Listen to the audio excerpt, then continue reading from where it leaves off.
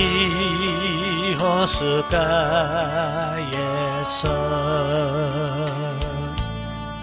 주님은 시몬에게 물으셨네. 사랑하는 시몬아, 넌 날 사랑하느냐? 오 주님, 당신만이 아십니다. 사마리아 우물가에서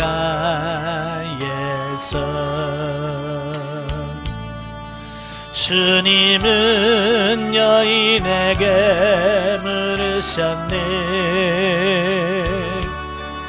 사랑하는 여인아, 넌 날 사랑하느냐? 오 주님, 당신만이 아십니다. 아멘. 은혜로우신 아버지, 우리에게 사랑하느냐고 물으시는 주님, 우리가 정말 주님을 사랑한다라고 고백할 수 있는 우리의 삶이 될 수 있도록 성령님 도와주옵소서. 오늘도 말씀을 대할 때에 정말 주님을 사랑하는 마음으로 말씀을 대할 수 있도록 성령님 도와주옵소서. 모든 시종을 주님께 맡겨오며 예수님의 이름으로 감사하며 기도합나이다. 아멘. 예, 이 시간에는 마태복음 9장입니다. 교재 71페이지. 71페이지를 보시면 9장이 나오게 되어지는데요. 중풍병자 치유와 마태의 소명 및 금식 논쟁과 혈루증 여인, 또 두 시각장애인과 언어장애인의 치유 기사, 여러 많은 이야기를 담고 있는데요. 자, 1절부터 8절이 뭐냐면 중풍병자를 고치신 예수님에 대해 말씀하고 있습니다. 자, 본문에서 예수님께서 사역의 중심지로 삼으셨던 그 가버나움에 이르렀을 때에 한 중풍병자를 내 친구들이 데리고 오죠. 예. 그래서 예수님 가운데 누우면서 고쳐달라고 합니다. 그때 예수님께서 그 중풍병자를 향해서 하신 말씀이 뭐냐면 내 죄사함을 받았느니라 라고 선언하신 후에 그의 병을 고쳐주셨다는 겁니다. 예. 중풍병이라고 하는 것은 뭐 당시에는 고칠 수 없는 불치병이에요. 지금도 그래도 많이 이제 발생하자마자 바로 가서 하면 많이 예방을 할 수 있지만 지금도 이미 걸린 사람들은 치유하는 게 상당히 어렵거든요. 예. 근데 그때야 더 심했겠죠. 그죠? 예. 근데 예수님께서 그 병자를 데려왔단 말이에요, 친구들이. 그러면 그냥 아무 말씀도 안 하시고 그냥 나을지어다 그러면 되는데 예수님께서는 괜히 한마디를 하셨어요. 그게 무슨 말씀이냐면 내 제사함을 받았느니라. 그 말씀을 하시고 나서 고쳐주신 거야. 그러니까 이 서기관들과 바리새인들이 이제 거기서 발딱 일어나는 거예요. 감히 네가 누군데 제사함을 하냐 이거요. 예. 왜냐하면 그들은 하나님만이 죄사할 수 있다.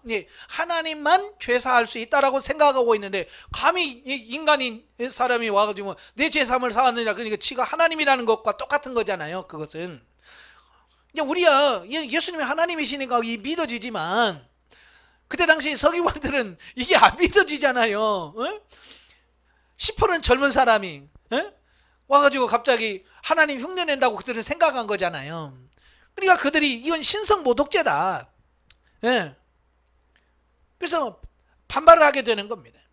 자, 그런데 여기서 이제 중요한 것은 뭐냐면 예수님께서 몰라서 실수해서 그 말 하셨을까라고 하는 거예요. 실수를 하셨을까요? 예, 나중에 예수님께서 야 미안하다 내가 실수했다 그랬어요? 예수님은 하나님이시면 실언하지 않으시잖아요. 어찌 보면 예수님께서는 내가 이 말하면 이렇게 나올 걸 뻔히 아셨어요. 뻔히 아시면서도 하신 거예요. 왜? 그렇게 하기를 원하셨던 거예요. 왜? 그걸 통해서 예수님께서 그들에게 전할 메시지가 있었던 거거든요. 예. 그래 아니나 다를까 그들이 막 반발하니까 예수님께서 그들에게 말씀하신 거예요. 그렇게 하신 이유는 뭐냐? 두 가지 이유예요. 첫째는 자신이 세상에 오신 이유가 사람들의 육체적 질병을 치유하기보다 궁극적으로 사람들의 영혼을 죄로부터 구원하시기 위함이라는 사실을 강조하려고 하는 의도가 있었다라고 하는 사실이에요. 그러니까 뭐 예수님께서 병이나 고치시고 그러니까 아, 예수님께서 뭐 질병이나 고치러 왔나? 라고 생각했는데 예수님은 병을 고치기 전에 뭐 했어요? 내 죄 사함을 받았느니라 라고 말씀하심으로써 영혼의 죄는 영혼을 멸망시켜야 하는 거잖아요. 그러니까 예수님이 나는 육신의 질병 고치러 온 목적이 아니야. 나는 영혼을 고치러 온 거야. 근데 영혼은 죄로부터 온 거잖아요. 그러니까 죄 사함은 곧 영혼을 구원하려고 하는 목적이 있는 거예요. 바로 예수님이 이걸 강조하려고 하는 거고, 또 한 가지는 뭐냐, 인간들이 직면하는 온갖 문제거리들은 본질적으로 죄에서 기인하고 있다는 사실을 강조하기 위함이에요. 그러니까 지금 이 아픈 사람이 그렇게 아픈 이유가 뭐냐, 이건 죄 때문이라, 이걸 가르쳐 주는 겁니다. 그러니까 질병에는 여러 원인이 있습니다. 질병에는 여러 원인이 있어요. 죄 때문인 경우도 있어요. 근데 죄를 지으면 그에 대한 죄로 인한 대가로 하나님께서 징벌로 육신의 질병이 올 수도 있습니다. 또한 마귀가 주는 경우도 있어요. 귀신이 들려서 병원이 되고 이런 사람도 있잖아요. 또 자기가 관리 못해서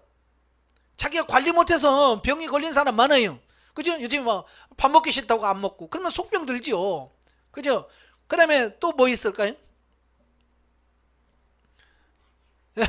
또 일을 너무 많이 해가지고 관절이 다 닳아버리고 이런 경우가 있단 말이에요. 여러 가지요. 이 질병의 원인이, 또 요즘에 코로나 같은 이건 바이러스에 의해서 감염된 거잖아요. 이렇게 질병의 원인은 여러 가지인데 그 원인 중에 하나가 죄의 경우가 많다고 말이에요. 바로 예수님이 그걸 얘기하려고 하는 거예요. 그래서 아픈 사람에게 뭐, 당신 회개해야 돼, 죄 때문이야 라고만 하면 시험 들 수 있어요. 아닌 경우도 있거든요. 사실 저도 아플 때 기도 받으러 가면 죄 회개해야 돼 막 그래도 막 하는데, 아무리 하나님 앞에 회개를 해도 글쎄 이게 아닌데 계속 죄 때문이라고 하니까요, 제가 상처를 받아요. 좀 안수기도 받으러 갔다가 상처받고 오는 경우가 많아요.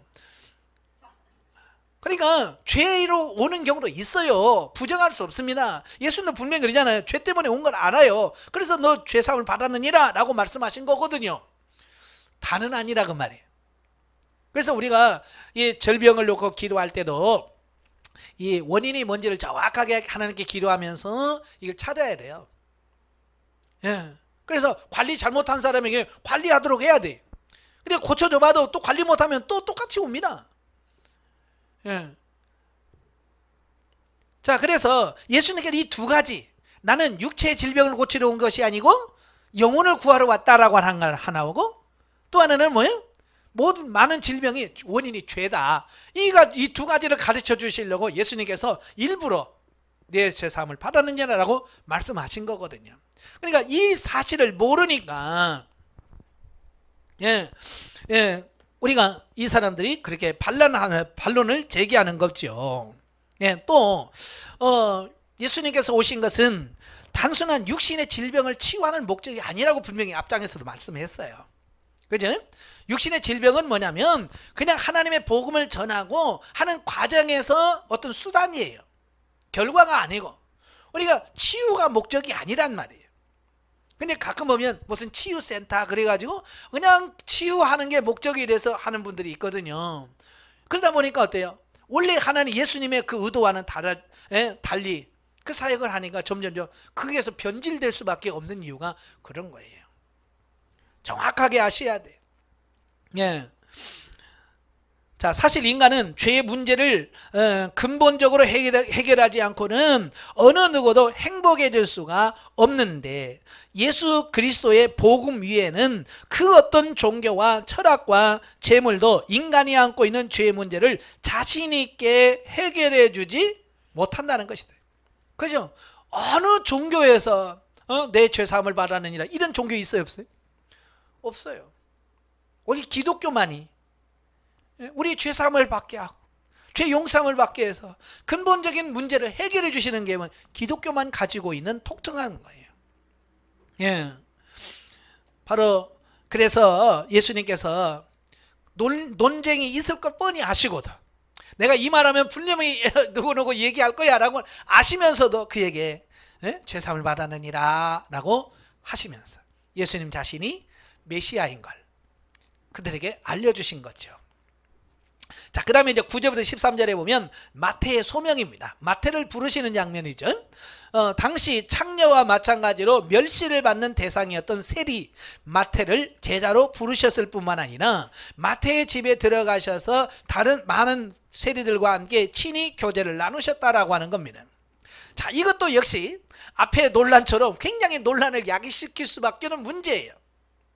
자, 유대인들은요, 이 정결례라고 하는 게 있어요. 그게 뭐냐면 그 죄를 가까이 하지 않는 그런 법이 있어요. 그래서 음식도 레위기 11장 12장에 보면 함부로 먹지 않지요. 자, 이런 것처럼 죄인과 교제하지 않고 죄인의 집에 들어가지 않고 죄인과 같이 음식을 나누는 것을 굉장히 이들은 싫어합니다.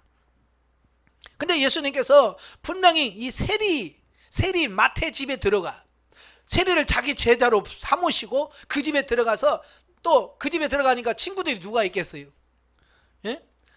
아니, 세리 사람들은 뭐 세리밖에 더 있겠어요.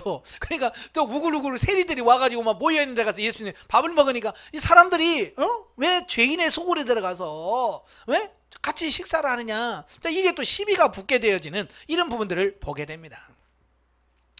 이것도 일부러 예수님께서 그렇게 하신 거예요. 앞에처럼. 왜냐하면 그들이 가지고 있는 고정관념, 편견, 가치관 이런 걸 바꿔야 될 필요성이 있다는 거예요. 아시겠죠? 그러니까 그들을 바꾸려고 하니까 그런 문제를 제기하고 그것을 문제를 제기했을 때 거기에 대한 답을 주시면서 그들의 사고와 가치관을 바꿔야 된다라고 말씀해 주시는 거거든요. 그러자 그들은 그것을 본 바리새인들이 즉각적으로 예수님을 비난하고 나서지요.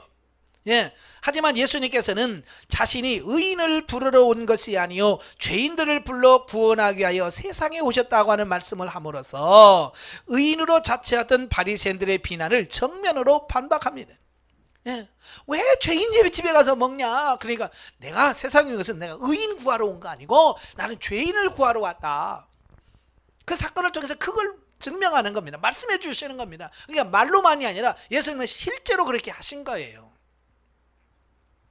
그러니까 의인을 자처했던 바리새인들의 비난을 정면으로 반박하시죠.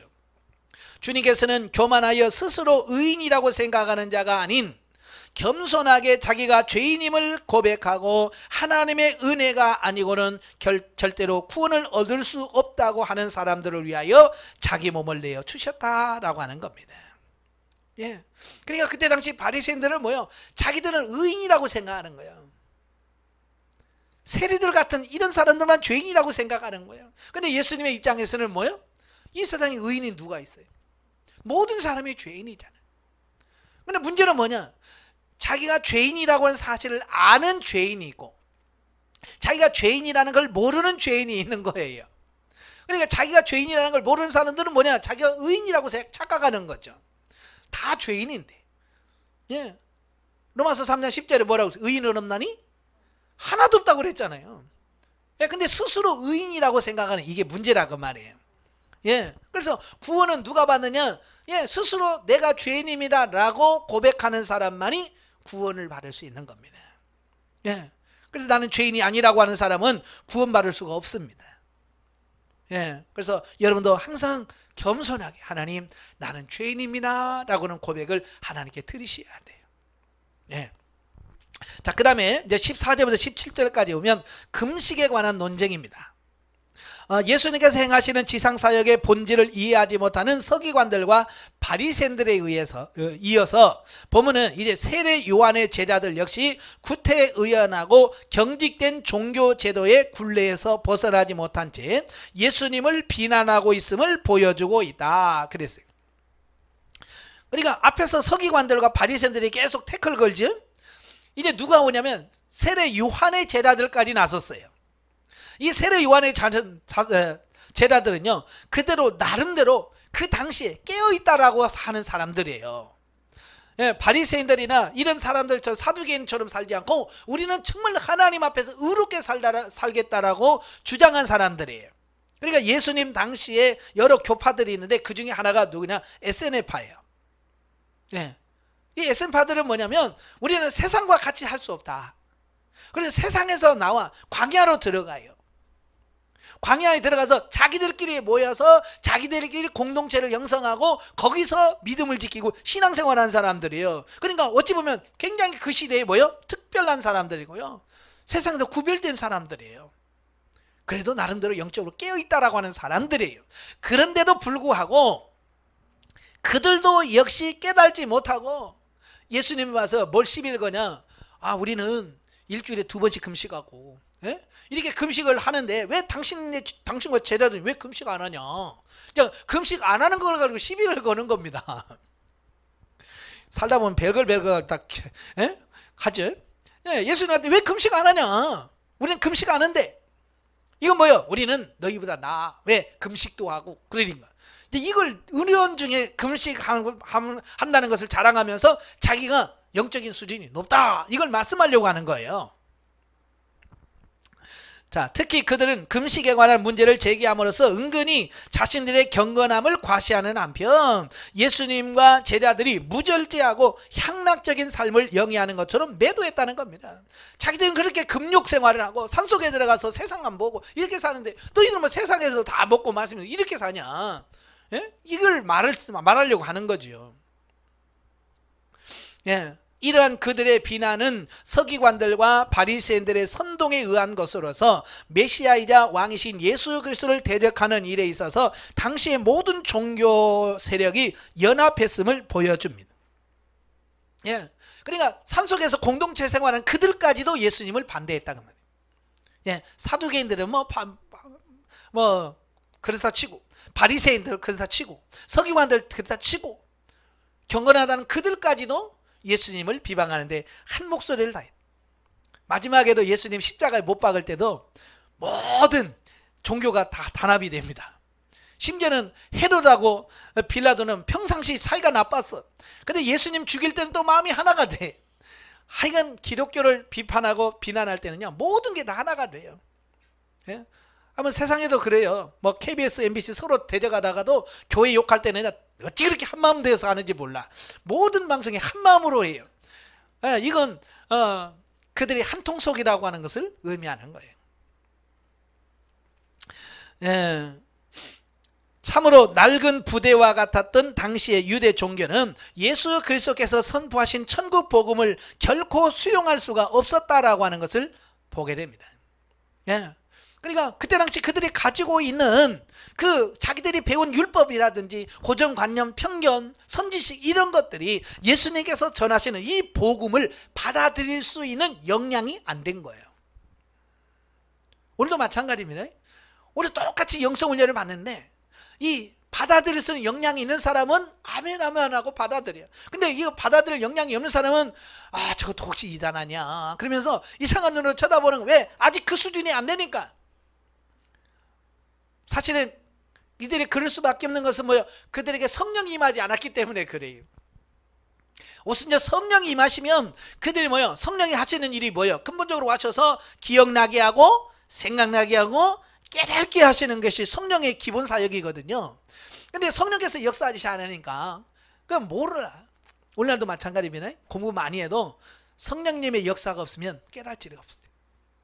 그래서 여러분들 기도하셔야 돼요. 기도하셔야 성령께서 여러분에게 임하셔서 임하신 성령님이 여러분에게 기억나게 하고 생각나게 하고 깨닫게 하시고 또 살 수 있는 힘까지 공급해 주시는 이 부분은 기억하세요. 자, 그러므로 예수님께서 제시하신 역동적인 삶과 교훈을 받아들이기 위해서는 그야말로 새로운 자세가 필요하다는 사실을 본문은 강조하고 있습니다. 그러니까 영성훈련도 갈등하는 이유가 뭐예요? 내가 그 기존에 갖고 있던 사고와 가치관과 영성훈련에서 말씀하는 이 가치관이 서로 부딪힌다는 말이에요. 그죠? 그렇기 때문에 갈등하는 거예요. 그럴 때 빨리 어떻게 해야 되겠어요? 옛날 내가 가지고 있던 가치관을 얼마나 빨리 내려놓느냐, 이 가치관이 얼마나 변화되느냐에 따라서 내 삶이 변화가 되어지는 겁니다. 근데 변화가 안 된 사람은 영성훈련을 통해서 가르쳐도 자기 고집대로 계속 내세우는 겁니다. 그래도 나는 내 갈 길 갈 거야. 이런 사람은 변화가 안 됩니다. 빨리빨리 내가 잘못됐구나, 내가 이런 부분을 잘못 알았구나, 그래서 빨리 그거 내려놓고 하나님 바꾸겠습니다. 이래야 바뀌어져요. 그래야 변화가 나타나는 거예요. 자, 18절부터 34절까지 오면 연속되는 치유 이적에 대한 말씀입니다.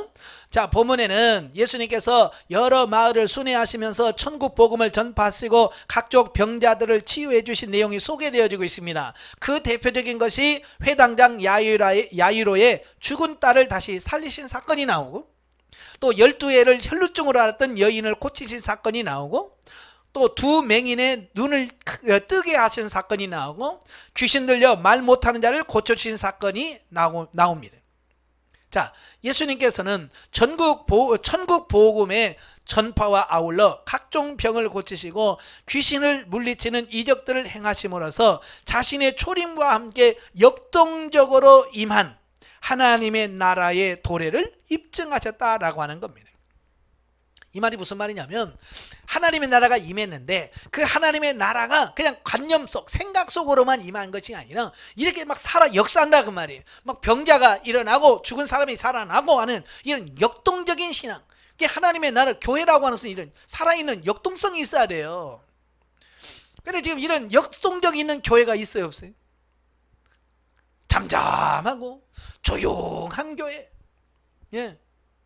그래서 어떤 교회는 큰 소리를 기도하면 와서 쉿, 조용히 하라고. 우리 교회는 그런 기도하는 교회가 아니라고. 이제 이러면서 아예 소리내서 기도하는 것도 금지하는 이런 교회가, 예, 역동적이야 내 교회는. 오늘도 예수님은 그러잖아요. 예, 예수님 있으니까 막 살아있잖아요. 죽은 사람이 살아나잖아요. 병자가 치유가 되잖아요. 죄인들의 회개 역사가 일어나잖아요. 이런 역동적인 교회가 살아있는 교회다, 이걸 말씀해주고 있고요. 신앙생활도 이렇게 역동적이 있어야 된다라고 말씀해주고 있는 겁니다. 예. 그 다음에 35절 38절까지 보면 예수님의 2차 갈릴리 사역의 요약입니다. 자, 보면은 지금까지, 그러니까 8장 9장에 예수님의 제2차 갈릴리 사역을 총정리하는 부분입니다. 자, 여기서는 예수님의 순회 사역에 대한 간단한 묘사와 예수님께서 당신의 사역을 단순한 의무로 맹목적으로 행하지 아니하시고 분명한 역사적 소명의식과 아울러 죄인에 대한 끝없는 연민을 가지시고 행하셨음을 강조하고 있습니다. 네. 그러니까 예수님의 3대 사역이 뭐냐면, 첫째 가르치시고, 그 다음에 천국 복음을 전파하시고, 그 다음에 모든 약한 것을 고치시고, 이 예수님의 3대 사역이거든요. 이건 오늘날 교회가 해야 할 3대 사역과 같은 거예요. 그래서 오늘 교회에서도 가르치시는 사역, 천국 복음을 전파하는 사역, 그 다음에 치유하는 사역이 있어야 진짜 교회의 사역이라고 하는 것을 보게 됩니다. 자, 또한 이와 같은 일들을 보다 효율적으로 수행하기 위해서는 추수할 일꾼, 즉 영혼 구원의 사역에 헌신할 자들이 많이 필요하다라고 말씀합니다. 예. 예나 지금이나 하나님의 일할 때는 일꾼이 있어야 돼요. 일꾼 없으면 일하고 싶어도 일을 못해요. 예, 그렇죠? 일꾼이 필요합니다. 그래서 일꾼을 보내달라고, 추수한 일꾼을 보내달라고 하나님께 기도하라고 주님께서 말씀하시거든요. 바로 여러분들이 하나님의 나라 교회의 일꾼이 되어지는 은혜가 있길 바라요. 참 저는 많은 목회자들과 만나서 이야기하다 보면, 예, 목회자들 한결같은 고민이, 우리 교회는 일꾼이 너무 많아서 골치 아파, 이런 목사님 내가 한 번도 못 만났어. 일꾼이 많아서 고민이라는 사람 한 번도 없었어. 큰 교회는 큰 교회대로 일꾼이 요즘 없어요. 일할 사람이 없어서 고민입니다. 개척교회는 또 개척교회대로 일꾼이 없어서 고민입니다. 참 그 모습을 봐요. 그래서 지금 이 세상에 있는 교회는요, 일꾼이 남아 돌아가는 교회가 없어요. 일꾼이 부족해요. 그럼 어떡할 거냐? 일꾼 없으니까 그만둬야 될 거냐? 아니죠. 우리 스스로가 뭐가 돼야 돼요? 일꾼이 돼야 돼요. 일꾼. 예. 하나님의 일을 수정 들어주는, 하나님의 일을 감당해내는 그런 일꾼이 되어지셔야 돼요. 정말 주님이 찾으시는 그런 일꾼이 되어지시길 바래요. 그래서 영성훈련은 뭐냐? 결국은 뭐냐? 이 주님의 나라에 일하는 일꾼을 세우고, 일꾼을 세우는 그 훈련이 영성훈련이다 라고 볼 수 있습니다. 정말 여러분이 주님이 찾으시는 귀한 일꾼이 되시길 바랍니다. 네, 자, 넘겨서 10장으로 가지요. 10장은 열두 사도의 선정과 제자 파송 교육에 대한 내용이에요. 예.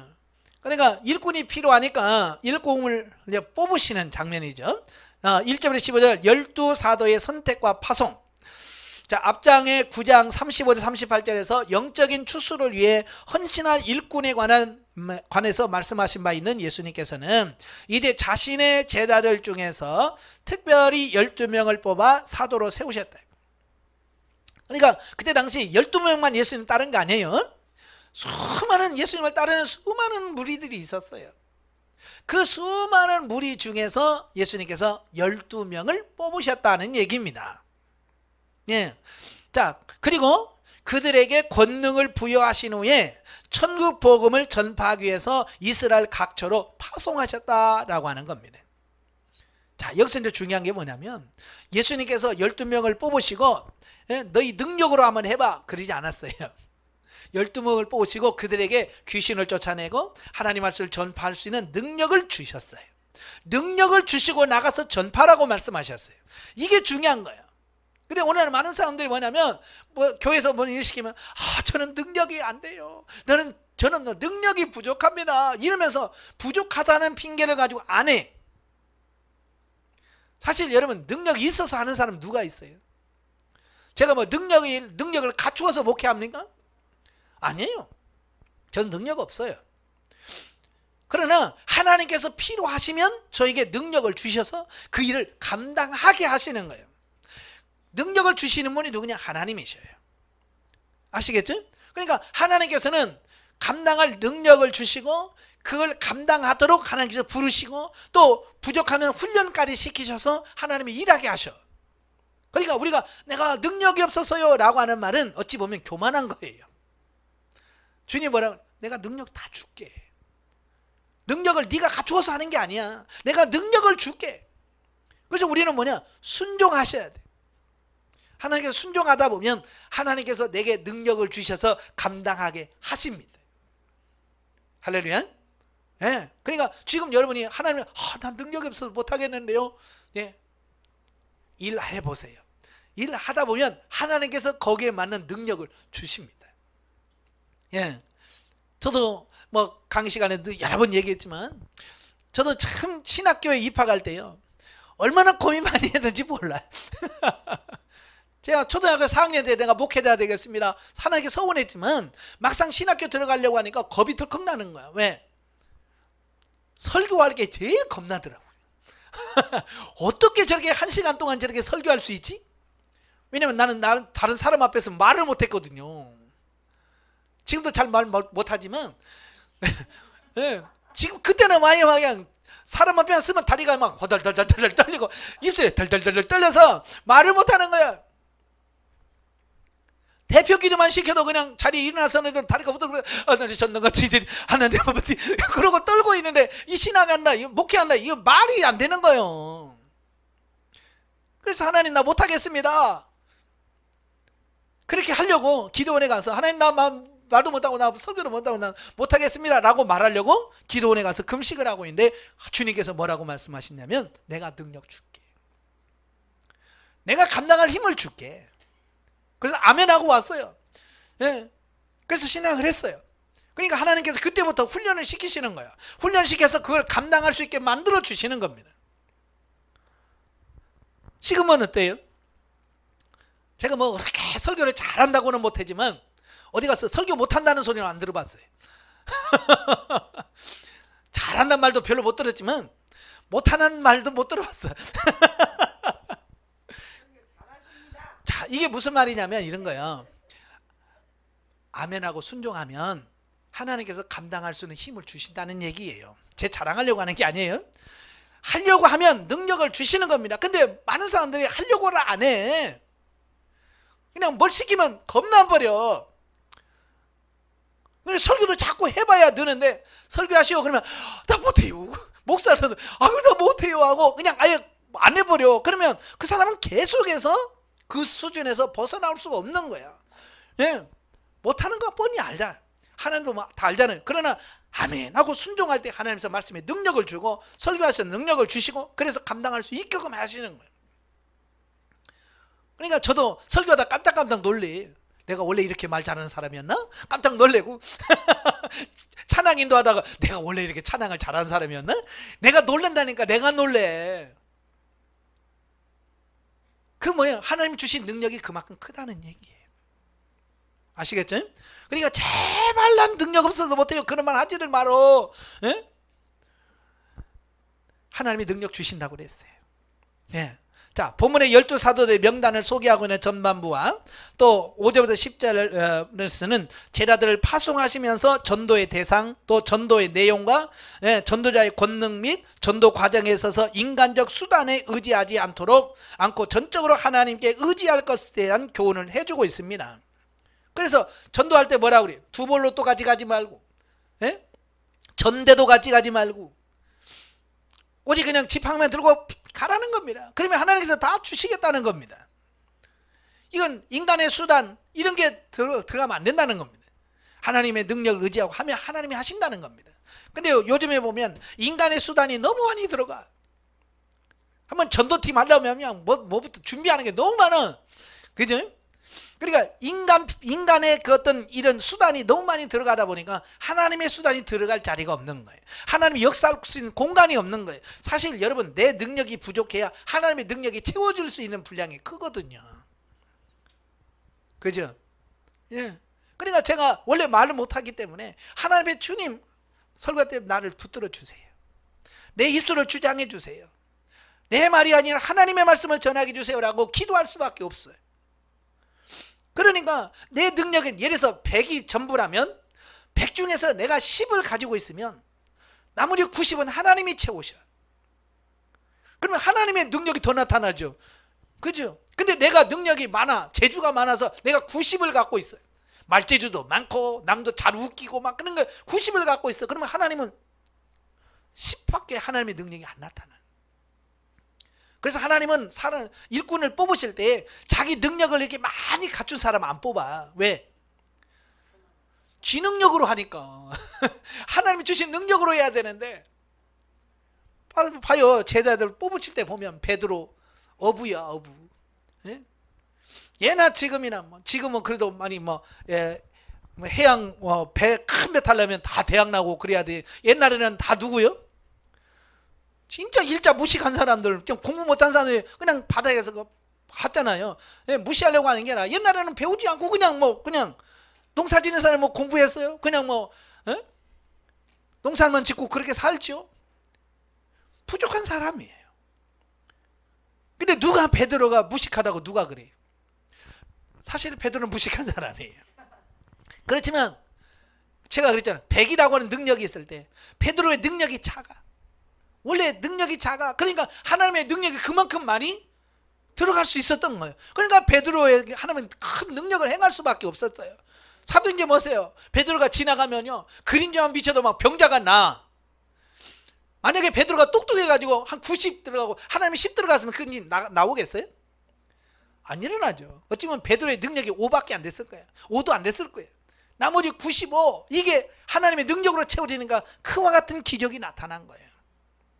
여러분도 능력 없다고 자꾸 그러지 마세요. 능력이 없을 때 하나님이 더 나타나는 거예요. 아시겠죠? 예.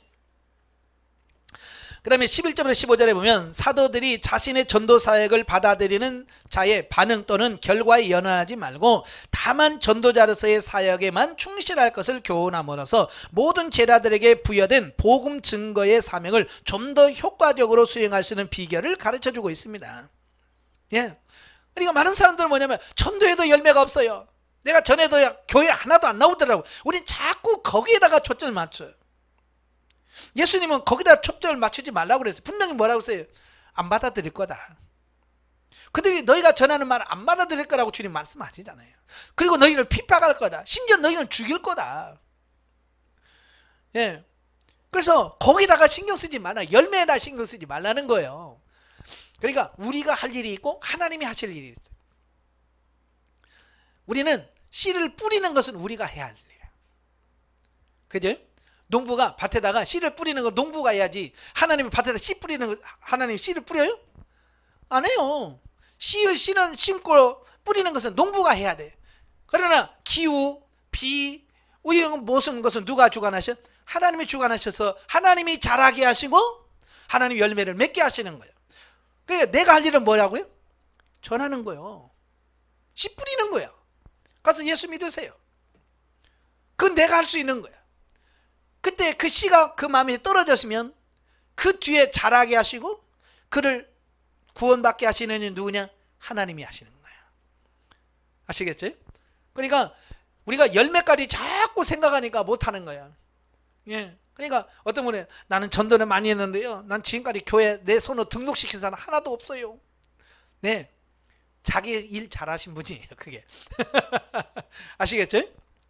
예, 그래서 내가 할 일은 씨 뿌리는 거야. 그냥 그가 교회 오든지 말든지 그건 하나님이 알아서, 예수를 믿든지 안 믿든지는 그건 하나님이 하실 일이야. 내가 할 일은 뭐라고요? 예, 복음을 전하는 거야. 예수 믿으세요라고 하는 것이 우리가 할 일이란 말이야. 자, 그 다음에 16절 39절에 보면 제자의 길, 보면은 복음 전파로 말미암아 필연적으로 직면하게 될 고난과 핍박에 대해서 교훈해 주고 있습니다. 즉 예수님께서는 비록 메시아 왕국이 시작되기는 했어도 여전히 악의 세력이 잔존하고 있다는 사실을 아셨기 때문에 12사도에게 복음 전파의 사명을 부여하시고 이스라엘의 각처로 파송하기에 앞서 그들이 겪게 될 고난과 핍박에 대하여 예고해 주고 있습니다. 자, 여기서 우리가 기억할 것은 예수님께서 제자들에게 전도 보내면서 네? 안 될 거다, 고난 받을 거다, 심지어는 죽을 거라고 얘기하는 겁니다. 예. 어쩌면 전도하는 사람의 길을 팍 죽이는 거잖아요. 예? 여러분 하면 됩니다. 예? 가서 전하세요. 너무 이래도 지금 부족할 판인데 예수님께서는 뭐요? 그런 말씀 안 하셨어요. 예? 실상을 전한 거예요. 실상. 왜? 실상을 알아야 낙심하지 않아요. 그죠? 근데 지금은 어때요? 하면 됩니다. 할렐루야. 따라서 해보세요. 하면 됩니다. 막 그러니까 가서 안 되면 이거 뭐야? 고난이 오면 이거 뭐야? 된다며? 그래서 실망해버리는 거예요. 예수님은 그렇게 하지 않았어요. 전도 보내면서 안 될 거라는 거 뻔히 말씀하셨어요. 핍박이 올 거라고. 그러니까 핍박 오면 온다니 진짜 오네? 그렇잖아요. 고난 받으면 진짜 온다니 오네? 당연한 거로 받아들이는 거예요. 예, 당연하게 받아들이는 거예요. 왜 우리 한국교회 성도들이 왜 고난만 오면 다 쓰러지느냐? 잘못 가르친 거예요. 뭘 잘못 가르쳤어요? 기복적인 신앙으로 예수 믿으면 복 받습니다, 예수 믿으면 출세합니다, 예수 믿으면 성공합니다, 예수 믿으면 부자 됩니다, 이렇게 했거든요. 그러니까 예수 믿으면 안 돼. 그러면 내가 부자도 안 되는데 내 예수 믿을 필요가 없네. 시험 못해 떨어졌어. 그러면 예수 믿었는데 떨어졌네? 안 믿어. 이렇게 돼버리는 거야.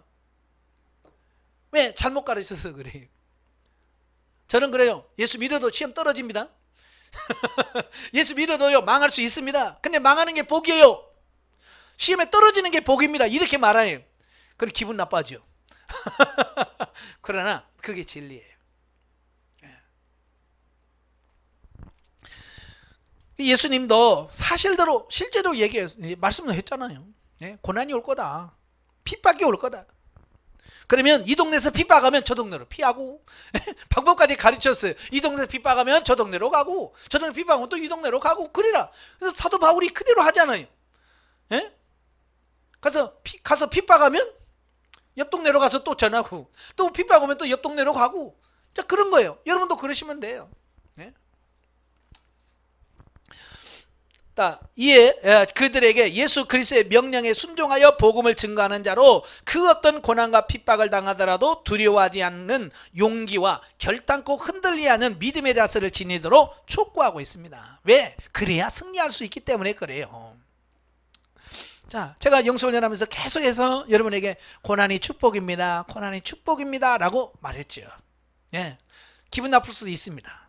그죠? 왜? 난 지금 고난받기 싫어서 왔는데 또 고난이 있다고? 힘들면 안 가. 이런 사람도 있을 거예요. 자, 그러나 바로 그 부분이 우리가 인정해야만 어때요? 고난이 와도 이거 온다고 하는데 진짜 왔네. 그래서 이걸 가지고 극복해 가면서 여러분이 영성이 형성이 돼서 하나님의 일할 수 있는 일꾼으로 세워지는 것을 보게 됩니다. 근데 이걸 거부한 사람은 나중에는 떨어지면 힘들면 안 나와요. 제가 전에도 말씀드렸잖아요. 저희 영성훈련 받을 때요, 그때는요 엄청나게 많았어요. 한 개수 이게 이번 주에 합니다 그러면 막 150명씩 막 그렇게 왔어요. 한 반에. 저희도 목회자반이었는데 저기도 155명이 왔어요. 영성훈련 한다고 하니까 같이 시작했어요. 근데요 우수수수 낙엽 떨어지듯이 떨어지는 거예요. 왜요? 이 기복적인 신앙, 고난이 축복이다, 이게 이해가 안 되는 거야 이게. 그러니까 기도했는데 고난 온다고 떨어지고, 어떤 사람은 기도했는데 몸이 아프다고 떨어져 나가고, 어떤 사람은 기도했는데 성도가 나갔다고 떨어지고, 예? 목회자분들은 기도했는데 교회 부흥이 안 된다고 떨어지고. 1년 하니까요 3분의 2가 떨어져 나가. 1년 했는데 155명 중에서 50명 남아요. 그 다음에 또 2년 하고 나고 3년째 남으니까 20몇 명 남아요. 자, 그걸 보면서 이 가치관이 바뀐다는 게 얼마나 힘든지, 그죠? 예, 여러분도 이 가치관이 빨리빨리 바꾸셔야 돼요. 예. 자, 그 다음에 이제 40절부터 42절까지 보면 전도자를 영접하는 자의 복.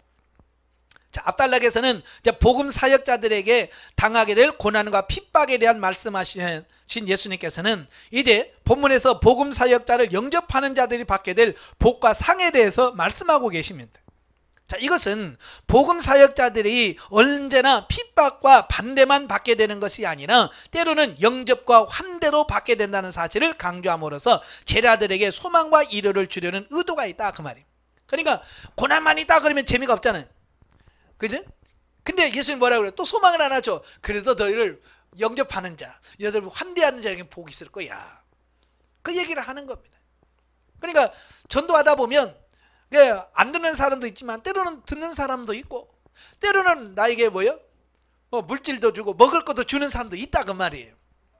저도 전도하면서 보니까 어떤 집에 가면 수고하십니다 그래서 시원한 막 음료수도 주고 이러면 힘이 나잖아요, 그죠?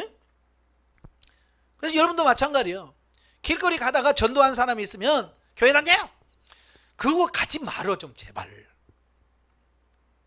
일부러 찾아가서 아이고 더운데 고생 많으십니다, 힘내십시오, 이렇게 위로해주고 권면해주고 용기를 주고 가라고 말이에요. 우리 교회 아니라고 그냥 가지 말고. 저는 안양에서 있을 때 옆에 교회에서 토요일날 되면 교인들이 막 해서 막 전도해요. 예. 그러면 제가 그 앞을 지나가잖아요. 지나가면 그냥 안 지나갑니다. 옆에서 비타 500 한 박스 사요. 비타 500 얼마 안 가. 시원한 거, 예? 냉장고에 시원한 거 비타 한 박스 사서 그래 주면서 아유 고생이 많으시네요, 예? 수고하십시오 그러면서 주고 가요. 저는 그냥 전도하는 팀이 있으면 그냥 안 지나갑니다. 그렇게 주고 가요. 그러면 그들이요 얼굴이 확 달라져요. 그러면서 그들이 힘을 얻어, 용기를 얻어. 제가 목회 초년생일 때 인천에서 매주 목요일날 부평역 앞에서 예수 전당 불신지옥 가면서 노방전도 했습니다. 어떤 사람은 멱살 잡고 막 그런 사람도 있어요.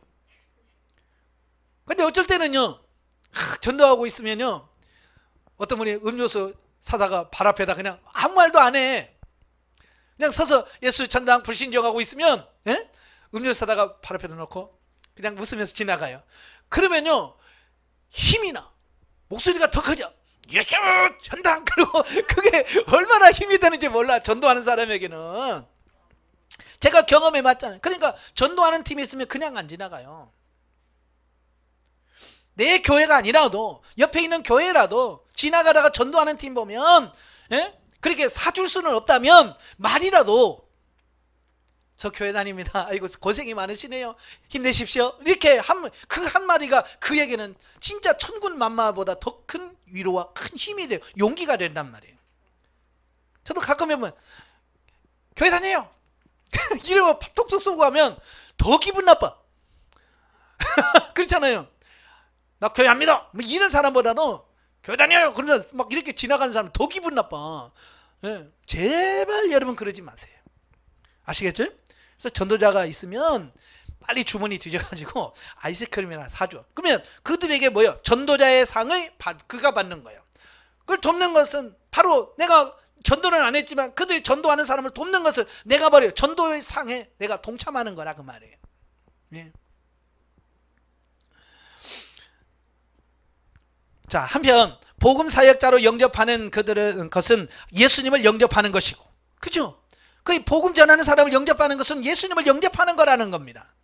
더 나가서 그를 보내신 하나님을 영접하는 것 같대. 우리가 이 전도자를 대접하는 게 얼마나 큰 복인가? 집에 있다가도 여러분 집을 전도하러 오신 분이 있으면 교회 다녀요! 그러지 말아줘. 이단들에게는 냉담하게 하셔야 돼요. 예. 그러나 일반 교회에서 오셨으면 아유 고생이 많으십니다. 예, 저희 교회 다닙니다. 예? 이렇게 해서 그게 용기를 주고 하셔야죠. 근데 이단들한테는요 아주 쌀쌀하게 해야 됩니다. 예, 조금만 좀 부드럽게 하면 이 집은 몇 번 하면 되겠네 라고 또 세모칩니다. 그러면 또 와. 근데 아예 그냥 이 집은 C도 안 막히는구나 X 치면 다음에 안 와요. 그러니까 정확하게 어디서 오셨어요? 어디 교회 나오셨어요? 라고 물으셔야 돼요. 물어보시고 정상적인 교회에서 오셨다면 저희는 교회 다닙니다. 수고 많으세요 라고 하고, 예? 이단들한테는 쌀쌀하게 하셔야 돼요. 예. 자, 그래서 여러분들이 그 상을 받으려면 그를 대접하셔야 돼요. 아시겠죠?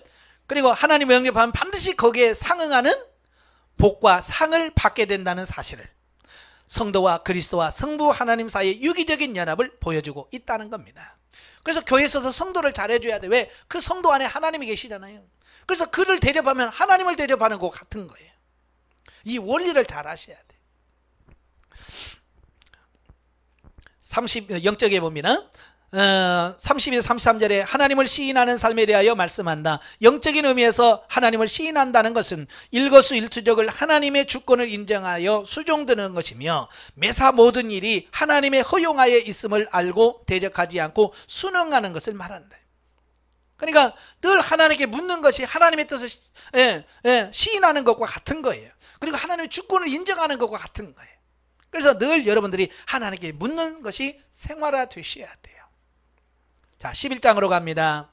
세례 요한의 질의응답 및 복음을 받아들이지 않는 땅에 대한 책망과 구원의 초청에 대한 말씀인데요. 자, 1절부터 15절 세례 요한과 예수님의 질의응답. 자, 앞부분에서 예수님께서는 권세 있는 가르침과 초자연적인 이적을 통해서 자신이 왕적 권능을 입증하셨잖아요. 그럼에도 불구하고 이 서기관들과 바리새인들과 심지어 세례 요한의 제자들까지도 노골적으로 반감을 드러냈잖아요. 자, 그런데 메시아 길을 예비하는 사역자로서 예수님을 가리켜 세상죄를 지고 가는 하나님의 어린 양이라고 말한 적이 있는 세례 요한마저도 이제 자신이 헤롯 안디바에 의하여 감옥에 갇히게 되자 예수님께서 구약 성경에 예언된 메시아인 건지를 의심을 품게 되었다. 그래서 그는 자신의 마음속에 떠오르는 의심을 풀기 위해서 제자들을 예수님께 보냈다는 겁니다. 그러니까 예수님이 세례 받으려고 왔을 때 세례 요한이 뭐라 그래요? 보라, 세상죄를 지고는 하나님의 어린 양이로다 선포했잖아요. 그런데 자기는 감옥에 있지요. 예수님이 하는 짓을 보니까 영 아닌 것 같고 자기의 생각이 다르니까, 그죠? 세례 요한은 예수님 말이죠. 나를 따르라 그래서 뭐 이럴 줄 알았는데 예수님께서는 그냥 자기 생각으로는 정반대의 삶을 사는 거예요. 그냥 산골짜기 돌아다니면서 그냥 복음이나 전하고 아픈 사람이나 고쳐주고 언제 메시아 이걸 안 하는 거예요. 그러니까 의구심을 품는 거예요. 내가 진짜 이거 제대로 한 건가? 그런 의심을 갖고 그래서 제자들을 보내서 물어보는 거예요. 당시 사람들은 예수 그리스도를 정치적 메시아로 오인한 것과 같이 사도 요한도 똑같은 메시아를 구했어요. 그래서 메시아 구원의 참 본질과 가정 그리고 범위에 대해서는 깨닫지 못했다. 예수님이 오셔서 어떤 사역을 통해서 어떻게 우리를 구원하실지를 몰랐어요. 깨닫지를 못한 거예요. 단지 그냥 로마에서 해방시켜주고, 예? 그 고난에서 해방시켜줄 것만 생각하고, 예? 그런 메시아를 기대했다는 거예요. 근데 예수님은 전혀 그런 걸 안 하시는 거예요. 그래서 예? 진짜 메시아 맞냐? 아니면 내가 잘못한 다른 메시아를 기다려야 되냐? 이제 그걸 물어보는 겁니다. 그때 예수님께서 제자들에게 뭐라고 말씀하냐면, 너희는 가서 지금 소경과 안진뱅이와 귀머거리와 나병 자가 고침을 받고 심지어 죽은 자가 살아나고 가난한 자가 복음을 받아들인다 라고 전해라 라고 말씀합니다. 예. 자, 이건 언뜻 들어보면 이상한 소리잖아요.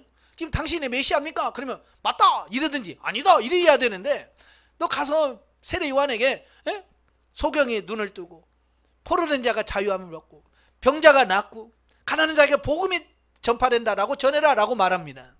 자, 예수님이 이런 말씀하신 이유는 뭐냐면, 세례 요한은 이미 이사야 선지자의 예언을 알고 있는 사람이란 말이에요. 만약에 그걸 몰랐다면 예수님께서 내가 맞아 라고 말했겠지만, 이미 구약의 이런 예언의 서신을 다 알고 있다는 말이에요. 그러니까 가장 정확한 게 뭐예요? 성경에서 말하고 있는 메시아를 딱 꼬집어서 얘기를 해줘야 아 맞구나 이럴 거 아니에요. 이미 이사야에서 이미 예언하고 있단 말이에요. 35장 5절 6절 42장 7절 62장 1절에 메시아가 오면 이런 일이 일어날 거다라고 말씀했어요. 그 말씀이 뭐예요? 예, 소경이 눈을 뜰 것이고 안진뱅이가 일어날 것이고 포로된 자가 자유함을 누릴 것이고 가난한 자에게 복음이 전파될 거다라고 하는 말씀이 있는 거예요. 이미 이사야서는 예언되어진 말씀이에요. 그러니까 예수님이 딱 그 얘기를 하는 거예요. 그러니까 그 말을 듣자마자 세례 요한은 아 맞구나 깨달았을 거예요. 왜? 이미 말씀을 알고 있었기 때문에.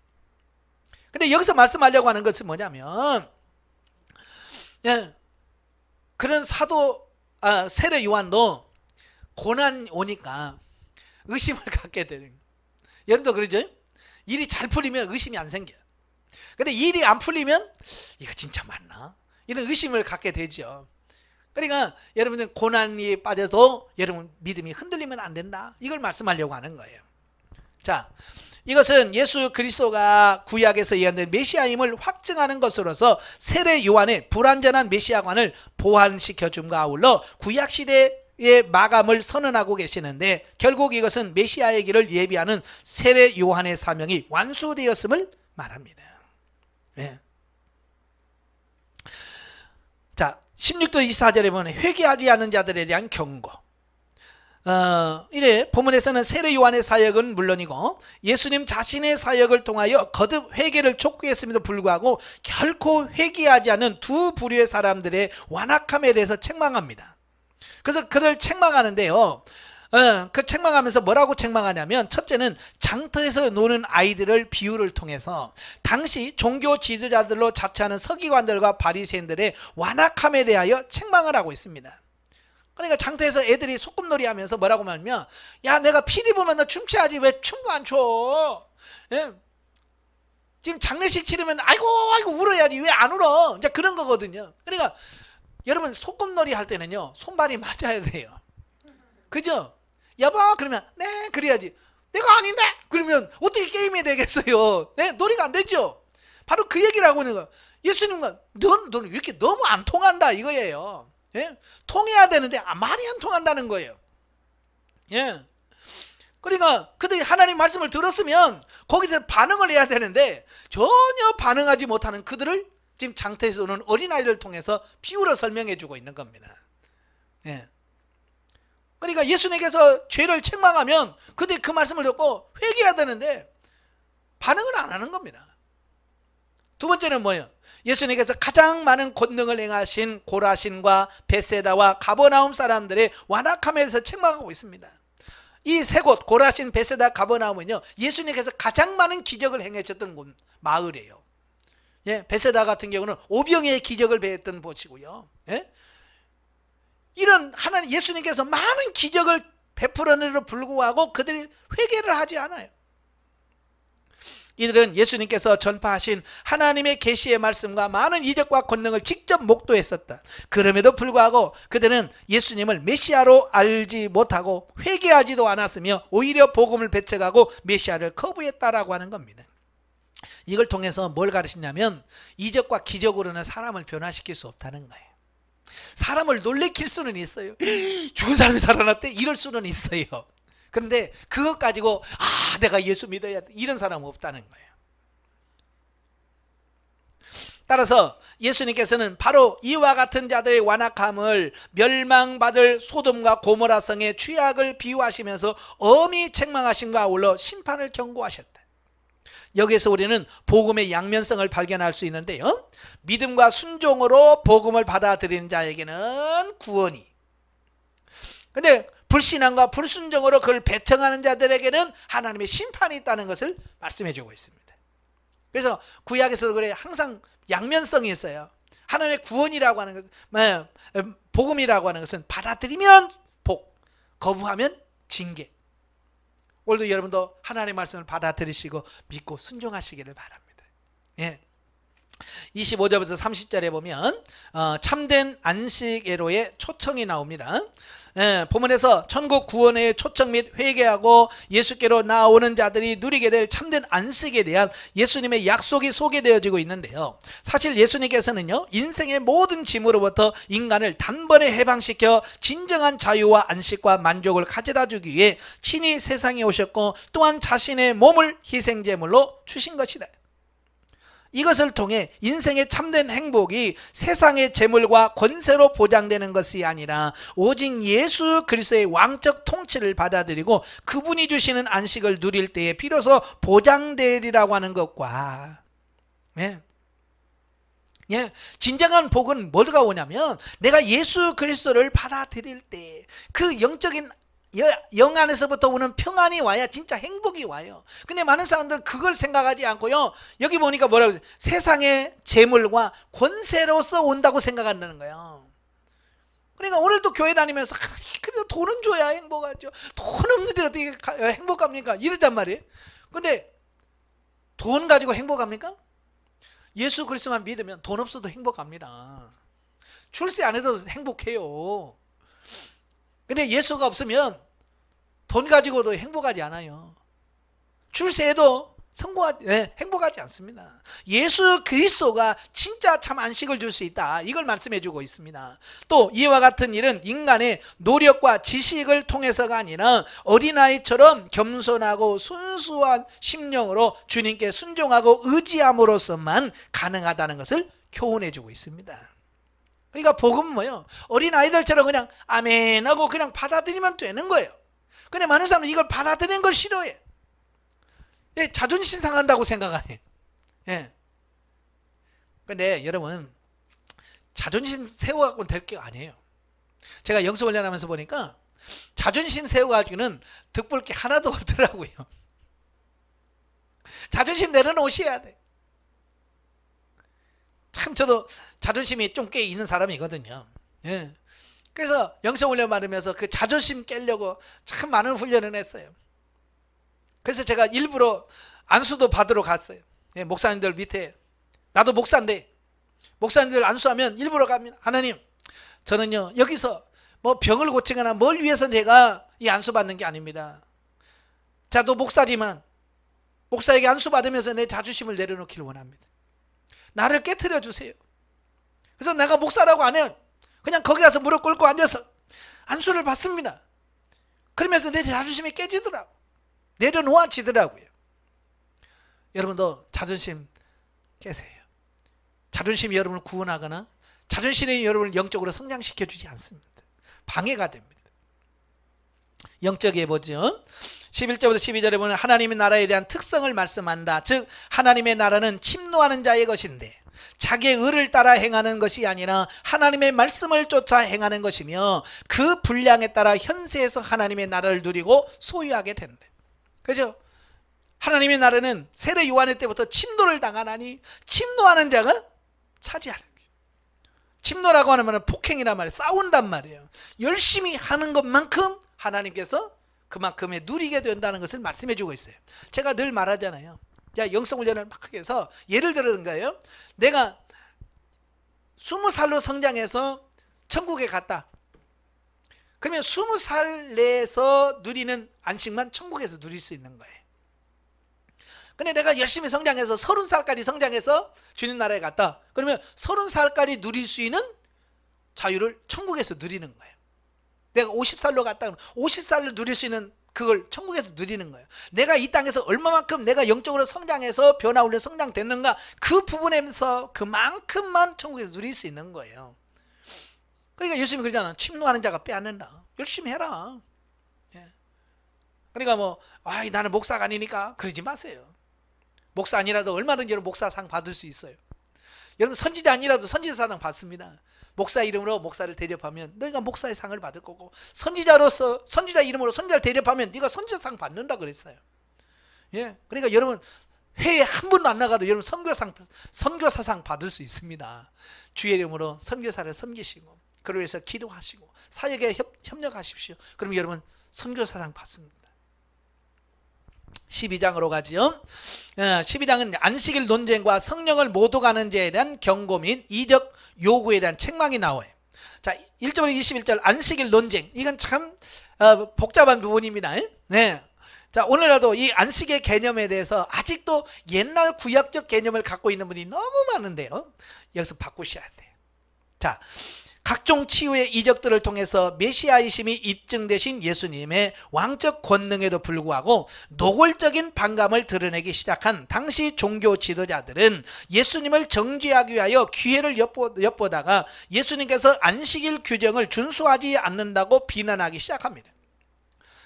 자, 이전에는요 겉으로 막 드러내놓고 예수님의 불만을 토하지 못했어요. 근데 막 예수님의 사역이 더 막 드러나니까 이제 아예 그냥 드러내놓고 반감을 표시합니다. 자, 그래서 예수님을 어떻게 하면 예수님을 골탕 먹이지? 어떻게 하면 죽일 수 있나? 이걸 연구하다가 보니까 예수님이 안식일 규정을 준수하지 않았다는 겁니다. 그게 뭐냐면 안식일을 지나가는데 예수님의 제자들이 밀을 따서 이렇게 좀 비벼 먹었나 봐요. 배고파서 그랬는지 모르지만, 예? 그러니까 그걸 보고 야, 너 왜 안식일 어겼냐? 라고 따진다는 거예요. 그러니까 유대인들은 뭐냐면 안식일을 지키지 않은 사람은 사형에 처하도록 규명된 율법을 잘 알고 있던 유대 종교자들은 예수님의 제자들이 안식일에 밀 이삭을 잘라 먹은 일과 또한 예수님께서 안식일에 병자를 고친 일을 일종의 노동행위로 간주해서, 예? 드디어 예수님을 정죄할 수 있는 구실을 찾아냈다라고 하는 겁니다. 이제 꼬투리를 잡은 거예요. 예? 정치하는 사람들 보면 참 꼬투리 잡는데 1등이야. 그냥 우리는 그냥 웃어 넘길 것도 그냥 딱 꼬치꼬치 말꼬리 하나, 예? 심지어 뭐 글씨 하나 이런 거 가지고 막 딱 이렇게 하잖아요. 참 할 일 없다. 예? 그런 생각 드는데요. 바로 이들도 마찬가지예요. 사실은 출애굽기 31장 14, 15절에 보면 안식일을 더럽히는 자와 안식일에 일하는 자는 죽이라고 그랬어요. 그걸 잘 알고 있는 이들이 보니까 이 주일 안식일날 이 이삭을 비벼 먹는다면 이거 탈곡행위야. 그죠? 노동이죠. 그래서 유대인들은요 안식일을 아주 철저하게 지킵니다.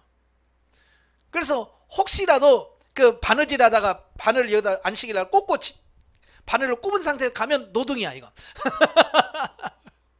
그러니까 안식일날은 그 바늘까지 있는가 이런 거 다 빼고 얼마나 엄격하게 지킨지 모릅니다. 지금도 마찬가지예요. 정통 유대인들은요 안식일날은요 그 건물에 엘리베이터 버튼도 안 눌러요. 왜? 버튼 누르는 건 노동이라는 겁니다. 전기불 끄고 켜는 거 이것도 노동이에요. 그래서 그 정통 유대인의 집에 가면요 자동적으로 안식일날은요 제가 시간 딱 되면 불이 딱 켜졌다가 시간 되면 꺼지게 이렇게 장치를 해놔요. 실수로 그거 안 해놨다 그러면 불러요 사람을. 이방인들을 부르는 거예요. 제가 아는 목사님이 이스라엘에 유학을 갔어요. 유학을 갔는데 갑자기 막 부르더라는 거예요 자기를. 그래서 무슨 일이냐고 봤더니 갔더니 그러더래. 오늘 불을 내가 못 켜는데 불 좀 켜달라. 그러더라는 거예요. 그래서 이 호텔에 가면 엘리베이터가 막 2대 3대 막 있거든요. 근데 유대인 전용 엘리베이터가 있어요. 그 유대인 전용 엘리베이터는 뭐냐면 그냥 한층 올라가면 자동적으로 문이 열렸다가 시간이 되면 닫혀. 그 다음에 다시 올라가. 사람이 누르든 안 누르든 또 열려. 그 다음에 또 닫혀. 이 유대인 전용 엘리베이터는 그렇게 돼 있어요. 그 사람들 머리 좋잖아요. 그러니까 그 엘리베이터 타요, 안 타요? 안 탑니다. 우리가 타는 엘리베이터 탑니다. 타서 몇 층 좀 눌러달라고 그래. 그게 지키는 거예요. 그게 왜 외식적이라 형식적이라는 걸, 그걸 다 드러나는 거야. 그렇게 지금도 그러니까 예수님 당시에서 밀 비벼 먹고 병자 고치니까 눈이 뒤집히죠. 어떻게 그럴 수 있냐는 거야. 안식일을 왜 범하느냐는 거죠. 하지만 예수님께서는 그런 바리새인들의 흉계를 강파하시고 율법의 외부적 규정 뒤에 숨겨내는 율법의 근본 정신을 더 강조하면서 바리새인들의 외식주의를 단호히 배격하셨습니다. 하나님께서 왜 그런 말씀하셨는데 너 아냐? 본질, 하나님께서 말씀하려고 하는 본질이 뭐냐? 이걸 알아야 되거든요. 우리가 성경 읽을 때요, 가장 중요한 게 뭐예요? 그 글자를 보면 안 돼요. 물론 글자도 중요하지만 하나님께서 왜 그런 말을 하셨는지라고 하는 그 근본적인 문제에다가 우리는 초점을 맞추셔야 돼요. 그러니까 그들은 그걸 몰라. 왜 그렇게 하셨는지 모르지. 그냥 지키는 거야. 그냥 형식주의예요. 외식주의예요. 율법에 언급한 안식일 규정은 예수 그리스도를 통해서 성취될 구원과 안식에 대한 예표였다는 거예요. 제가 계속해서 계시 발전사를 얘기하고 있잖아요. 예? 이 모든 부분은 예수 그리스도를 통해서 완성되질 부분이에요. 안식일 뭐 이런 것들은 다 뭐 구약의 제사제도 이런 것들은 다 예수님을 통해서 근본적으로 개혁되어지고 바뀌어져야 될 부분이에요. 그러니까 시대가 바뀌었으면 바뀌어야 되는데 그들은 여전히 옛날 걸 계속해서 추구하고 그걸 요구하고 있다 그 말이에요. 그러니까 예수님께서 지금 시대가 어떤 시대냐, 바꿔야 된다. 예수님은 바꿔야 된다는 걸 얘기하신 겁니다. 이제 안식일의 주인이신 예수님께서 세상에 오신 이상 율법에 나타난 안식일의 외부적 규정만 계속해서 주장하는 바리새인들의 외식주의는 더 이상 설득력을 지니지 못했다는 거예요. 시대가 바뀌었다는 겁니다. 옛날 그런 시대가 아니라는 거예요. 그러니까 안식일에 안식해야 된다고 하는 것은 단순히 아무 일도 안 하고 쉬는 것만을 의미하지 않는 거예요. 구약시대는요, 안식일에 뭐든지 하면 안 돼. 아무것도 안 해야 돼. 근데 신약시대에 이제 예수님이 오셔서 뭐라고 하냐면 이날은 안식일의 주인 대신 예수님을 섬기는 일을 중심으로 지켜야 된다고 바꿔버렸어요. 일 안 하는 날이 아니라 이제는 주님을 위하여 일하는 날로 바뀌어야 된다. 예수님께서 그 개념을 바꿔놓으신 거예요.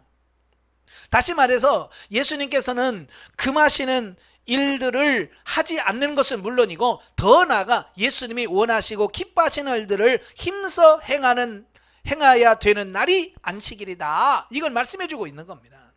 그러니까 구약에서 금지하는 거 있어요. 안식일에 해서는 안 된다는 것은 우리가 금지해야 되죠. 그러나 금하는 것만이 아니라 이제는 하나님이 원하시는, 예수님이 원하시는 그런 기뻐하는 일들을 찾아서 행하는 날이 돼야 돼. 그래서 우리가 주일이라고 하잖아요. 주일은 왜 주일입니까? 주님의 날이야. 그러니까 주일은 내가 주인 되면 안 돼요. 내 중심으로 살면 안 돼. 예수님 중심으로 살아야 돼. 근데 지금 어때요? 주일날 예수님이 주인이에요? 여러분이 주인입니까? 예? 내가 놀러 가고 싶으면 내가 놀러 가고, 내가 가고 싶으면 가고, 내가 주인이잖아요. 그러니까 오늘날 말로만 주일이지 사실은 내일이야. 내일 내 날이야. 내 날. 그죠? 이 개념부터 바꾸셔야 돼요. 날짜만 지킨다고 되는 게 아니라. 그러므로 성도들은 안식일의 바른 의미를 깨달아 안식일에 대한 바른 태도를 가져야 할 것이다. 즉 안식일의 주인 되신 예수님을 기억하며 온전히 주를 섬기며 헌신 봉사하는 안식일이 되어야 할 것이다. 그러니까 주님의 개념을, 주일의 개념을 완전히 바꿔야 돼요. 근데 주일이라는 말을 쓰면서 그 개념적인 부분은 구약의 안식일의 개념을 그대로 가져왔어요. 그래서 어느 교회에서는 안식일날 뭐 하면 안 된다, 돈 쓰면 안 된다, 차 타면 안 된다, 일하면 안 된다, 뭐 하면 안 된다, 이런 게 많잖아요. 그게 아직도 뭐냐, 예수님이 뭘 말씀하셨는지 아직도 그 개념을 바꾸질 못하시는, 아직도 구약적 개념에서 머물러 있어서 그러는 거예요. 예, 물론 자기 육신을 위해서 놀고 이런 것은 금해야 돼. 그러나 이제는 주님이 기뻐하시는 일을 하는 날이 주일이에요. 그래서 주일날은 주님이 뭘 기뻐하실까? 예배하는 거 기뻐하시잖아요. 예, 찬양하는 거, 기도하는 거, 기뻐하시는 그 일을 하는 거예요. 또 전도하는 거 기뻐하잖아요. 그래서 하나님이 기뻐하시는 일들을 찾아서 해야 하는 날이 주일날이에요. 근데 대부분이 뭐야? 아이고 쉬는 날이에요. 공휴일이요. 그러면서 아무것도 시키지 말어. 그러면서 뭐라고 그래? 안식일은 쉬라고 그랬어. 딱 그런 거, 자기가 유리하면 꼭 그 성경을 뒤적거려 가지고 말이죠, 찾아내도 꼭 그런 것만 주잖아요. 왜 이런 말씀을 왜 안 찾아내? 예? 주님을 기쁘시게 하는, 하나님이 기쁘시게 하는 일을 찾아서 하는 일을 왜 안 해? 그죠? 참 사람이라는 게 참 그렇습니다. 예. 그래서 우리를 가리켜서 바리새인이라고 얘기하는 이유가 바로 그거예요. 바리새인이라고 하는 거 똑같아요. 여러분의 주일은 여러분의 날이 아닙니다. 또 구약의 안식일도 아니에요. 이제 주님의 날이에요. 그래서 주님이 기뻐하시는 날을 하셔야 돼요. 그래서 주일날은 막 늦잠 자고 싶어도 주님께서 늦잠 자기를 원하시는가? 네, 그걸 보시고 주님께서 늦잠 자기를 원하신다 그러면 늦잠 자요. 그러나 주님이 기뻐하지 않을 것 같다 그러면 일찍 일어나야죠. 그렇죠? 예. 주일날 여행 가는 거 주님이 기뻐하실까? 그럼 가요. 그러나 가서 주일날 주님이 기뻐하지 않을 것 같은데 그러면 안 해야지. 그죠? 왜? 내 날이 아니니까. 주님의 날이니까. 이렇게 개념을 바꾸셔야 돼요. 아시겠죠? 예. 그 다음에 22절 30절은 바알세불 논쟁. 자, 압달락에서 안식일 규정을 어겼다고 예수님을 비난하던 바리새인들이 본문에서 귀신 들려 눈 멀고 말하지 못하는 자를 고치신 예수님의 이적을 바알세불의 능력을 힘입은 것이라고 모함하고 있습니다. 자, 예수님께서 안식일날 고쳐주었거든요. 그러니까 저건 정상적이지 않다는 거예요. 바알세불의 힘을 입어서 고쳤다라고 하는 겁니다. 이 바알세불이라고 하는 말은 파리떼의 왕이란 뜻이에요. 파리떼의 왕. 그러니까 여러분도 이 귀신도 계급이 있잖아요. 귀신도 계급이 있습니다. 이 파리떼 왕은 그 귀신의 때 중에서 제일 핫바리 제일 계급이 낮은 그 귀신이 바알세불이거든요. 그러니까 예수님 완전히 무시하는 거죠. 제가 귀신도 진짜 병아리 새끼 귀신 들려가지고 저런다, 이렇게 예수님은 무시하는 겁니다. 무당들도 그러잖아요. 점치는 사람들도 뭐 동자 귀신이 제일 핫발이에요. 애기 귀신 했다고 해서 이렇게 하는 것처럼 귀신도 계급이 있어요. 근데 그들은 예수님을 제일 밑에 하찮은 귀신, 제일 낮은 등급에 있는 귀신을 힘입어서 저 일한다라고 예수님을 모멸하는 거죠. 이에 예수님께서는 그게 아니라는 것을 먼저 말씀하는데, 먼저 통일된 조직체에 대해서의 분열은 파멸을 초래하는 것으로서 귀신의 왕의 능력을 힘입어 귀신을 쫓아낼 수 없다. 같은 나라가 싸우면 분리하듯이 사탄도 안 싸운다. 그러니까 사탄이 사탄을 쫓아내지 못한다, 이 얘기를 하고 있는 겁니다. 그 다음에 나무의 열매가 그 나무에 필연적인 관계가 있는 것처럼 예수님의 정체도 사역에 의해 판단할 때 선한 사역을 행하시는 자신의 선한 분이심을 보여준다. 그러니까 열매를 통해서 안다고 그랬어요. 그렇죠? 예수님이 귀신이 들렸다면 그런 좋은 열매가 맺히겠냐? 예수님께서 악하다면 그렇게 좋은 열매가 맺히겠냐? 아니라는 얘기예요. 악한 사람은 악한 열매를 맺히고 선한 사람은 선한 열매를 맺는다는 거예요. 그러니까 그런 귀신 들린 사람이 치유되는 것은 뭐예요? 예수님이 그만큼 선하다는 얘기예요. 지금 예수님이 그 얘기를 하고 있는 겁니다. 여러분, 중요한 겁니다. 여러분이 내가 영적인 사람으로 바뀌어야 영의 열매를 맺지, 내가 육적인 사람이면서 영적인 열매 맺는다? 안 돼. 말이 안 되는 거예요. 그래서 계속해서 제가 영적인 사람이 되라고 말한 이유가 바로 그런 거예요. 즉 자신이 이적이 결코 귀신의 왕 바알세불의 힘을 이용하는 것이 아니라 성령의 능력으로 말미암는 것으로 이미 예수님을 죽이기로 작정한 당시의 종교 지도자들이 사사건건 예수님을 정죄하려고 애쓴 것을 정작 자신들의 행위가 사함을 받지 못하는 성령을 모독하는 죄에 해당된다라고 말씀해 주고 있습니다.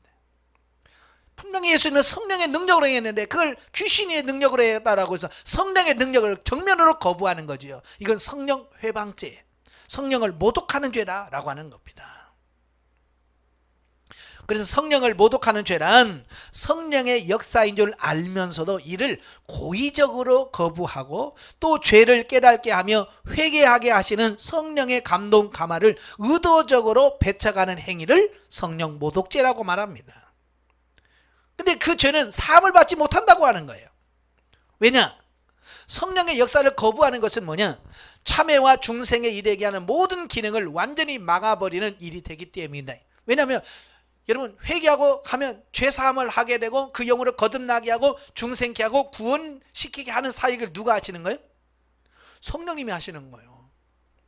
성령님이 그 일 하시는데 성령님을 거부해보면 누가 그 일을 해? 그렇잖아요. 성령님을 거부하면 구원받을 수가 없어요.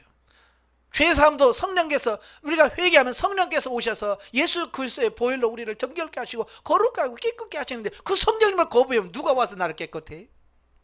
그렇죠? 그래서 성령을 모독하고 성령을 모독하면 구원받을 사람이 구원받을 수가 없다는 거예요. 자, 그 다음에 38절 45절에 보면 선지자 요나의 표적입니다. 예수님께서 이렇게 많은 기적을 베풀었음에도 불구하고 그들이 뭐라고 하면 정말 네가 하나님의 아들이 메시아냐, 그러면 거기에 따른 하늘에서 너를 보냈다는 그 확실한 이적을 보여달라, 이렇게 요구합니다. 여러분, 이적을 왜 보여달라고 그래요? 못 믿는 사람이 보여달라고 하는 겁니다. 믿으면요 이적 같은 건 필요 없습니다. 그냥 내가 믿어요. 그렇잖아요.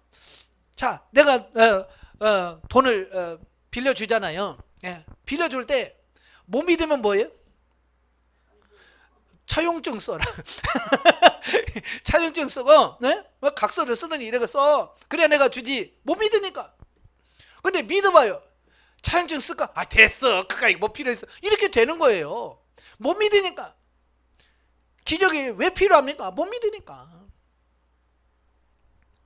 그래서 자꾸 당신 진짜 메시아면 근거를 보여달라. 그러니까 예수님께서는 그에게 아무 말도 안 하시고 내가 보일 표적이 하나 있다. 요나의 표적이다. 선지자 요나의 표적밖에 보일 게 없다. 요나의 표적은 뭡니까? 그가 3일 동안 물고기 뱃속에 들어갔다가 살아나왔잖아요. 바로 물고기 뱃속에 들어갔다는 말은 죽었다는 얘기예요. 그리고 3일 만에 나왔다는 것은 부활했다는 얘기와 비유로 보여주는 겁니다. 그러니까 이런 요나의 표적밖에 내가 보일 것이 없다라고 하는 것을 말씀하고 있습니다. 그래서 기적을 행하지 않으셨어요. 왜냐하면 이 믿지 않은 사람에게는요 아무리 무슨 기적을 베풀어도 안 믿을 거라는 것을 아시는 거예요. 우리가 백약이 무효라는 말이 있어요. 믿지 않으면 무효예요. 아무 의미가 없어요. 예수님이 죽었다 살아나도 안 믿는 사람 죽어도 안 믿어요. 예수님이 실제로 죽었다 살아나셔서 믿어요? 안 믿는 사람은 죽어도 안 믿어요. 믿는 사람 여러분이나 믿지. 안 믿는 사람이 그까이 그 거짓말을 왜 그런 말 누가 믿어? 그런단 말이에요. 그런 사람한테 무슨 이적 해봐야 무슨 안 믿어요. 그래서 예수님께서는 그들에게 기적을 행하지 않았다. 자, 그 다음에 46절 50절에 보면 당시 종교 지도자들과 예수님 사이에 갈등과 대립이 심화되고 마침내 예수님께서 귀신에 사로잡혀 미쳤다는 소문마저 나둡니다. 이제 그러니까 그 어머니와 형제들이 아이고 안 되겠다. 저것도 좀 자중시켜야지. 그래서 예수님을 찾아오는 겁니다. 하도 소문이 나쁘니까, 나쁜 소문이 뭐 미쳤다, 뭐 니네 형 미쳤다, 니네 아들 미쳤다 그러니까 부모는 형제는 입장에서 마음이 쓰이지 않겠어요. 그래서 예수님을 찾아옵니다. 근데 사람들이 너무 막 많은 거야. 가까이 갈 수가 없어. 그래서 왔다고 좀 전해달라. 이제 그러니까 그 말을 듣자마자 예수님께서 큰 소리로 누가 내 어머니며 누가 내 형제냐. 내 말을 듣고 내 말을 따르는 사람, 행하는 자가 내 부모요 내 형제다라고 말씀합니다. 여기서 형제 개념을 완전히 바꿔버려요. 우리가 부모는 누굴 부모라고 그래? 아무나 부모라고 하지 않잖아요. 나를 낳아줘야만 부모고, 형제라고 해서 부모를 통해서 피를 나눠야 형제잖아요. 근데 예수님께서 뭐라고 그랬어요? 그건 이런 육신적인 것에 불과하다는 거예요. 진짜 하나님 나라에서 형제는 누구냐? 하나님 말씀을 듣고 그 말씀으로 사는 혈연적인 게 아니고 영적인 부분이 진짜 형제다. 이걸 말씀해 주고 있습니다. 그러니까 진짜 가족은 누구냐? 그냥 형제, 진짜 부모님을 통해서 형제, 이게 가족이 아니고, 이제 교회 안에서 신앙생활하는 이 여러분들이 한 가족이라고 말이에요. 아시겠죠? 바로 이런 개념으로 바꾸셔요. 그렇다고 해서 이제 육신적인 가정을 무시하는 얘기가 절대로 아닙니다. 예. 예수님도 마지막에 돌아가시기 전에 어머니를 요한에게 맡기잖아요. 자기 육신의 부모 잘 합니다. 자, 이게 중요한 겁니다. 예수님께서 여기서 말씀하려고 하는 게 뭐냐면 너무 혈연적인 부분에 매여 있으면 안 된다. 이제 그런 가정의 개념에서 벗어나야 되고 하나님 나라 안에서 새롭게 형성되는 영적 가족의 개념을 갖춰야 된다. 이제 가족에 대한 개념도 바꿔야 된다. 이 말씀을 하는 겁니다. 오늘도 신앙생활하면서 우리 집, 내 집구 요거만 챙기는 사람 많거든요. 그죠? 교회 가서 아이고 우리 집 가서 먹을 거 하면 자기 식 챙기고 자 이런단 말이에요. 물론 챙겨야죠. 그런데 다 그게 신앙생활하는 모든 사람의 가족, 한 가족이라고 하는 그걸 말씀해 주고 있습니다. 예. 그래서 이 가족의 관계는 매우 중요합니다. 예. 가족 관계를 중요해요. 물론 교회가 중요하다고, 영적인 가족이 중요하다고 육신적인 가족을 돌보지 않으면 안 돼요. 사도 바울은 뭐라고 그랬어요? 자기의 가족과 친족을 돌보지 않은 사람은 불신자보다 악하다. 자기 식구도 돌보지 않으면서 하나님이 일한다? 이거 불신자보다 나쁘다는 겁니다. 그래서 우리가 육신적인 가족의 개념을 이제는 더 넓힐 필요가 있는 겁니다. 아시겠죠? 그래서 이제는 영적인 가족, 육신적인 가족도 있지만 영적인 가족이라고 하는 이 부분을 우리가 보셔야 돼요. 그래서 제가 계시 발전사적인 개념을 자꾸 이야기하니까 바로 이런 거예요. 구약에서는 그저 피를 나누는 이게 가족이에요. 그러나 신약시대, 예수님 시대에 넘어오면서는 뭐예요? 이제 예수 믿는 모든 사람이 가족이에요. 이런 가족의 개념도 혈연적인 부분에서 영적인 개념으로 바뀌었다는 이걸 잘 기억하시기를 바랍니다. 그래서 어찌 보면 피를 한 방울도 나누지 않았지만 예수를 믿으면 이제 저와 여러분은 가족이 되는 거예요. 아시겠죠? 그래서 가족처럼 대하시고 서로 사랑할 수 있는 이런 삶이 되어야 된다는 것을 말씀해 주고 있습니다. 네, 기도하겠습니다.